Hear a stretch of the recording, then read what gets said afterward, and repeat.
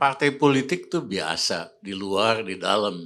Negara demokratis tuh ya begitu.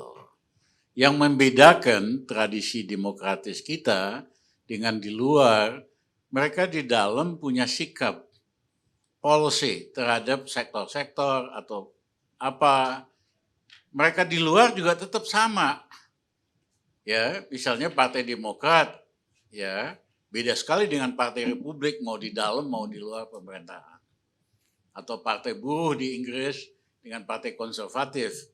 Di dalam pemerintahan Partai Buruh selalu bela golongan menengah bawah. Buruh memanfaatkan negara untuk nolong. Kalau Partai Konservatif sebaliknya. Yang tragedi di Indonesia, partai-partai ini kagak ada ideologinya. Ya, kalau masuk ya bela yang puasa, kalau di luar kritik. Tapi nggak ada ideologi yang konsisten.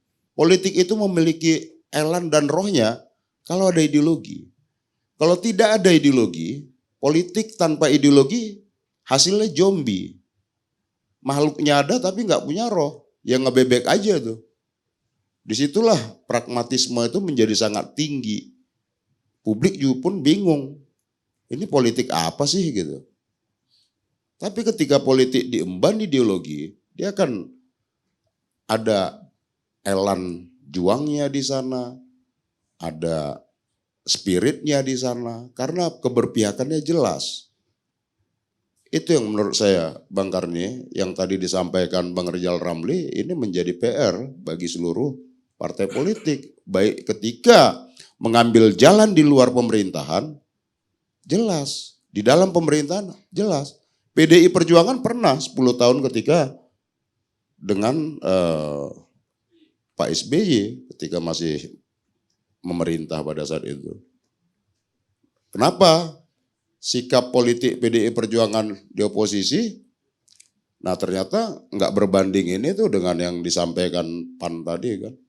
Kita mengkritik karena bukan asal kritik, memberikan solusi alternatif kebijakan. Oke, kalau pemerintah mengeluarkan kebijakan ini, PDI Perjuangan sebagai oposisi pada saat itu memberikan satu alternatif kebijakan. Yang itu semuanya bermuara pada aspek kepentingan rakyat. Ketika baik yang dilakukan oleh Pak SBY, ya kita harus apresiasi baik. Nah itulah, jadi sama mulianya sebenarnya politik di pemerintahan sama oposisi. Saya pun malah mengkritik oposisi hari ini. Roh ininya tuh kurang. Mohon maaf nih, di parlemen itu oposisinya jadi maaf ya kayak ayam sayur gitu loh. Situasi begini loh kok malah kita di dalam pemerintah karena kita politik kita diemban satu ideologi tadi, dengan ideologi kita membedah permasalahan, Bang Karni. Itulah yang selalu disampaikan oleh Ketua Umum kami, Bu Mega. Nah, Demokrat melakukan kritik-kritik tajam itu pada kebijakannya. Kita tidak mungkin berteriak asal lepas saja, pokoknya beda, enggak. Mana yang baik kita dukung, mana yang belum baik itu yang harus dikritik supaya kita perbaiki. Begitu. Nah, oleh karena itu cara masing-masing partai melakukan pembeda pada soal penyelenggaraan negara ini tentu punya warna sendiri.